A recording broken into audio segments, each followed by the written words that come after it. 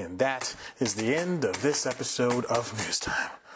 Oh, this is going to be trouble. Oh, hey, I did notice you there. Listen, this episode of News Time is a little bit controversial. It's not because I whip out my dingle or anything, because I know a lot of you would love that. It's because I cover a pretty political topic. Hint, it's Megyn Kelly's NBC contract dispute. If for some ungodly reason you're tired of politics and never expected it to seep into your favorite seldom watched online entertainment news show hosted by a guy whose dingle you'd been hoping to see, then you're out of luck today. Is there anything I can do to make it better? I'm not showing you my dingle. I'm not going to do it for the clicks, Ron. It's News Time. Delivering to you the news you didn't know about, the news you didn't care about, and the news you didn't know you cared about. With host, Chad White. Now, here's that host, Chad White.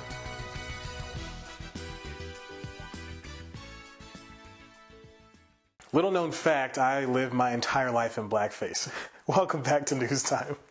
I'm your host, Chad White, and this is the, news that you didn't know about. For the past 4 years of doing this show, I've come to realize what it is. It's a very distant knockoff of The Daily Show that's focused solely on comedy and comedy-adjacent news.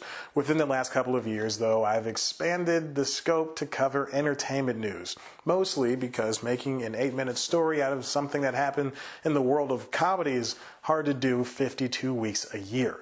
Upon knowing what the show is, I also know what it isn't. It's not a show meant to be taken as a joke, but it's also not to be meant to be taken seriously. And it's most definitely not a political show. Yes, I remember the episode about the 2016 election I did with the reference to the now ultimately libertarian South Park, and there have been timely references in regards to elections in Georgia, or how certain people are still siding with Saudi Arabia over the death of a dissident journalist. But this is not a political show. Please don't at me. I say all this because this week's episode is following one of the most controversial contracts in news history, Megyn Kelly. You know the story of how she got to NBC, so I won't lament on that for too long. It's what's been going on between and then and now that's the good part. Weeks ago, during the Halloween time, Kelly said something ill-advised on her already low-rated Today Show hour that didn't sit well with anyone. Commenting on the practice of blackface, I'll let her explain. But what is racist? Because truly, you do get in trouble if you are a white person who puts on blackface on Halloween, or a black person who puts on whiteface for Halloween. Like, back when I was a kid, that was okay as long as you were dressing up as like a character. There was controversy on the Real Housewives. There was a controversy on the Real Housewives of New York with Luann, as she dressed as Diana Ross, and she made her skin look darker than it really is, and people said that that was racist. And I don't know, I thought, like, who doesn't love Diana Ross? She wants to look like Diana Ross for one day. I don't know how, like, that got racist on Halloween. Jesus Christ, it got worse as it went on. I watched the entire video for this show. I couldn't stop myself. It's like an episode of Hello Ladies or the movie Gone Girl. I watched it entirely through my fingers because of the real stress this thing was causing me.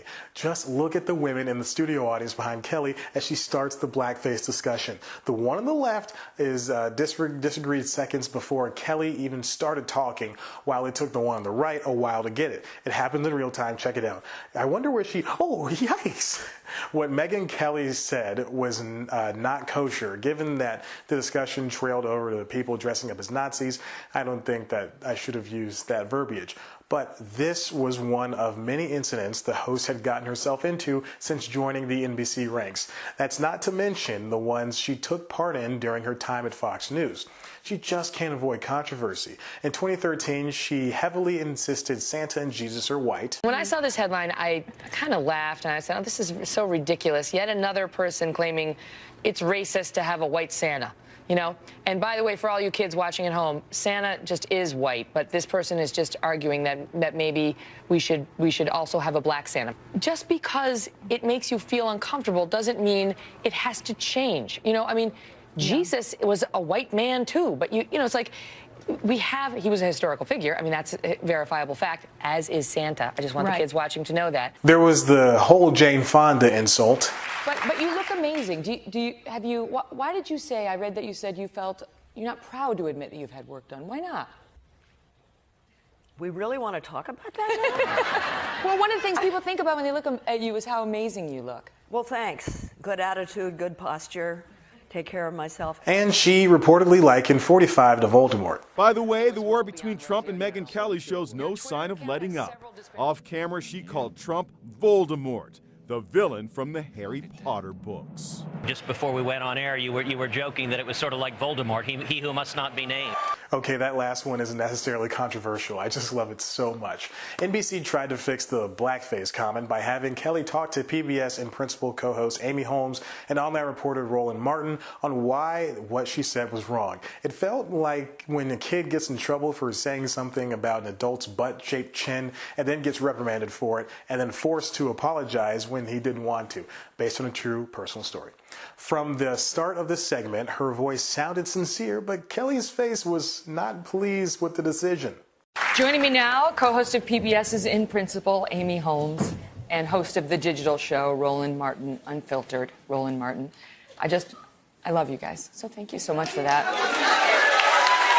You know, it's not an easy discussion, but Roland, I did listen yesterday, and what was very clear in what I read and what I heard is that the history here, when it comes to that term and this issue, is deeply disturbing. If you go watch that entire video, Kelly doesn't say a word for the entire last half. She sits back and lets the two most capable people talk, which is what she should have been doing the entire time.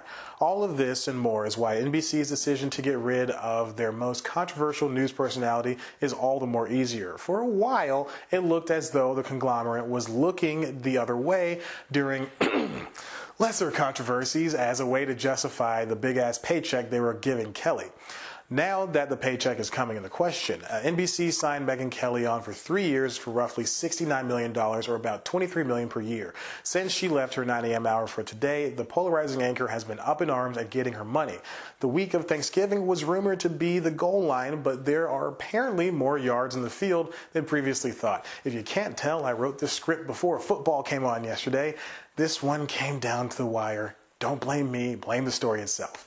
Prior to the blackface comments, NBC was rumored to already be trying to find a new role for Kelly due to the aforementioned trouble with ratings. She'd still get to do the hard news stories she's accustomed to without having to rely on the cheesiness of Today. That's not a slam.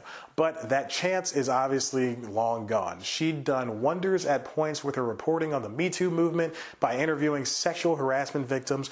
But now that trust is long gone as well. There's nothing left for Kelly at NBC. Similarly, Channing Dungey is doing away with what ABC has to offer. You don't know who she is, but she's done a lot of work for the network, especially having only been there for a short while.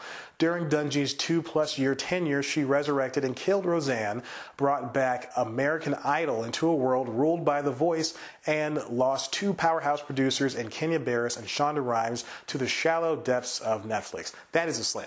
In fact, all 4 major broadcast networks have lost their heads within the last year alone, showing that streaming has changed the way in which we watch TV. Audiences are more reluctant to wait week to week in order to see a show. Creators want the freedom their cohorts experience online. Extended episodes, lax rules on language, violence, and the like. Fewer episodes that an audience can enjoy rather than just slog through. ABC spent most of its money on revivals of 2 of TV's biggest shows, with one failing to capture what it had on Fox and the other failing to remain in the comedic middle, even though it got massive ratings. But that's what ABC and these other broadcasters have been forced to do for 60 years. Stay central so they may attract all the viewers they can. That's why Good Morning America, Today, and This Morning are all news shows without defining lines of left or right. Two of them are fun times on a stick, with the other being the much-needed Irish tea of morning broadcast news. Even when NBC tries to nab people like Megyn Kelly from Fox or Josh Elliott from ABC, who subsequently left NBC after less than 2 years, there's still a struggle into how these new personalities can fit into an already defined group. There's no telling where the next president of ABC or NBC or CBS or Fox is going to come from, or the anchors for that matter. Whether they're from within or from the competition, no job is completely safe, no matter the price it costs a network. Last year, viewership for the 3 broadcast morning shows had slipped 10% from 2016. For this television season, viewership fell between 3 and 7% for the shows. Don't think NBC is the only one having troubles with its anchors. The morning news shows have been doing this dance for the past few years, and they're getting really confusing. As Today and GMA battled out for number 1, CBS This Morning has been tweaking its lineup with the likes of Biana Golodryga. GMA has started a midday show with one of the most likable TV personalities in history in Michael Strahan. NBC, well, you know. Online news is on its way to becoming the leader of how half of the adults in the world get their news, which is a horrible statistic for television, but it's more accessible and faster than what TV currently offers. Digital news is the new way of newsing, and there's nothing you can news about it. Dang it! I thought this script was airtight. For now, ABC and NBC are in a tough position. TV is changing rapidly. No matter what NBC does to their morning show with the exit of Kelly, or what ABC does to replace Dungey, or what any of these networks do to compete with the likes of streaming, they know they have to push forward. Otherwise, they'll be firing more than the people under the spotlight.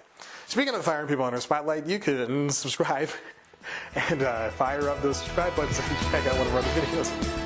Of course, you can always head to the website, Sleepless Comedy, where there's news and stuff. Check out our podcast, The Application, and The Constitutionals. And be sure to, you know what, this is the last political episode we do. I'm just kidding. I don't know what this stupid trailer is. Choo-choo.